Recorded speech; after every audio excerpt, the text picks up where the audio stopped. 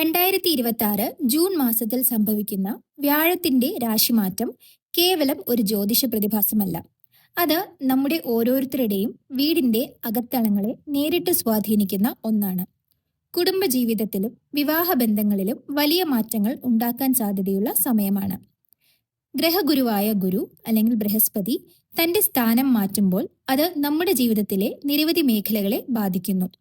എന്നാൽ ഏറ്റവും ശക്തമായി ബാധിക്കപ്പെടുന്ന മേഖലകളിൽ ഒന്നാണ് കുടുംബജീവിതവും വിവാഹജീവിതവും. സന്തോഷകരമായ വിവാഹ ജീവിതം പോലും അപ്രതീക്ഷിതമായി തർക്കങ്ങളിലേക്ക് മാറ്റാൻ കഴിയുമെന്ന് നിങ്ങൾക്കറിയാമോ? ഇപ്പോൾ തന്നെ ശ്രദ്ധിക്കണം. ഗുരുവിന്റെ ഈ മാറ്റം പരിഹരിക്കാതെ വിട്ടാൽ ചെറിയ പ്രശ്നങ്ങൾ വലിയ വിരസതയിലേക്ക് മാറാം. ഒരു കാരണവുമില്ലാതെ ഭാര്യയും ഭർത്താവും തമ്മിൽ ചെറിയ വാക്ക് തർക്കങ്ങൾ. മുൻപ് എളുപ്പത്തിൽ തീർന്നിരുന്ന കാര്യങ്ങൾ ഇപ്പോൾ വലിയ വിഷയം പോലെ തോന്നാം. ഇത് പലപ്പോഴും വ്യക്തികളുടെ തെറ്റല്ല. ജ്യോതിശാസ്ത്രം പറയുന്നതനുസരിച്ച് ഗ്രഹങ്ങളുടെ ഊർജം ചിലപ്പോൾ വീട്ടിലെ വികാരങ്ങൾ എളുപ്പത്തിൽ ചൂടുപിടിക്കാൻ ഇടയാക്കുന്നു. ഈ ഗ്രഹച്ചൂട് കാരണം പല ശക്തമായ ബന്ധങ്ങൾക്ക് പോലും അപ്രതീക്ഷിതമായ സംഘർഷങ്ങൾ അനുഭവപ്പെടാം. അതുകൊണ്ടാണ് ഇപ്പോൾ തന്നെ ഈ ഊർജത്തെ ശാന്തമാക്കുന്നത് അത്യാവശ്യമായത്. ഈ സമയത്ത് പരിഹാരം ചെയ്യാതിരുന്നാൽ ചെറിയ അസ്വസ്ഥതകൾ പോലും നാളുകളോളം നീളുന്ന വിരസതയായി മാറാൻ സാധ്യതയുണ്ട്. പക്ഷേ സന്തോഷവാർത്ത എന്തെന്നാൽ ഗുരുവിന്റെ അനുഗ്രഹം നേടാൻ ചില ദിവ്യ പരിഹാരങ്ങൾ ഉണ്ട്.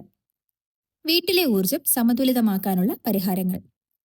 ആദ്യമായി ശ്രദ്ധിക്കേണ്ടത് വീടിന്റെ ഈശാനകോണാണ്. വാസ്തുപ്രകാരം ഈ ഭാഗം ദിവ്യ ഊർജത്തിന്റെ പ്രവേശനവാതിൽ എന്നറിയപ്പെടുന്നു. ഈ കോണിൽ നിങ്ങൾക്ക് ചെയ്യാവുന്ന ചില കാര്യങ്ങൾ: ചെറിയ കൃഷ്ണ വിഗ്രഹം അല്ലെങ്കിൽ ഗുരുവിന്റെ പ്രതീകം വെക്കുക. ഒരു നിലവിളക്ക് തെളിയിക്കുക, പ്രത്യേകിച്ച് വ്യാഴാഴ്ചകളിൽ. മഞ്ഞപ്പൂക്കൾ അല്ലെങ്കിൽ കണിക്കുന്ന പോലുള്ള പൂക്കൾ ഇവിടെ വെക്കുന്നത് ഗുരുവിന്റെ ഊർജം ശക്തമാക്കും. ഈ ചെറിയ മാറ്റങ്ങൾ പോലും വീട്ടിലെ നെഗറ്റീവ് വൈബ്രേഷൻ വേഗത്തിൽ കുറയ്ക്കാൻ സഹായിക്കും. വ്യാഴാഴ്ചയുടെ ആത്മീയ ശക്തി. ഗുരുവിന്റെ ദിവസമാണ് വ്യാഴാഴ്ച. ഈ ദിവസം ദമ്പതികൾ ചേർന്ന് ചില ചെറിയ ആത്മീയ പ്രവർത്തനങ്ങൾ ചെയ്യുന്നത് വളരെ ശക്തമായ ഫലം നൽകും. ഒരുമിച്ച് ദീപം തെളിയിക്കുക, വിഷ്ണു സഹസ്രനാമം അല്ലെങ്കിൽ ഗുരുമന്ത്രം കേൾക്കുക, ഒരുമിച്ച് പ്രാർത്ഥിക്കുക. ഇത് വെറും പൂജ മാത്രമല്ല, ഇത് ഹൃദയങ്ങൾ വീണ്ടും ബന്ധിപ്പിക്കുന്ന ആത്മീയ അഭ്യാസമാണ്. ജ്യോതിഷം പറയുന്നത് പോലെ സന്തോഷമുള്ള വീടുകളിലേക്കാണ് ഗുരുവിന്റെ അനുഗ്രഹം കൂടുതൽ വരുന്നത്. മനസ്സിൽ ചെറിയൊരു മാറ്റം, ദൈവാനുഗ്രഹം ലഭിക്കാൻ. പുറത്തുള്ള പരിഹാരങ്ങൾ മാത്രം മതിയാകില്ല, നമ്മുടെ മനസ്സിലും ഒരു ചെറിയ മാറ്റം വരണം. അഹങ്കാരം കുറയ്ക്കുക, ക്ഷമിക്കാൻ തയ്യാറാവുക, സ്നേഹത്തോടെ സംസാരിക്കുക. ഇവയാണ് ഗുരുവിന്റെ യഥാർത്ഥ പാഠങ്ങൾ. നമ്മൾ ഈ മനോഭാവം സ്വീകരിക്കുമ്പോൾ ഗ്രഹങ്ങളുടെ ഊർജം പോലും നമ്മുടെ ജീവിതത്തെ അനുഗ്രഹമാക്കി മാറ്റും. ഓർക്കുക, ഗ്രഹങ്ങൾ പരീക്ഷിക്കാം, പക്ഷേ അവ തന്നെ പരിഹാരങ്ങളുടെ വഴിയും തുറക്കുന്നു.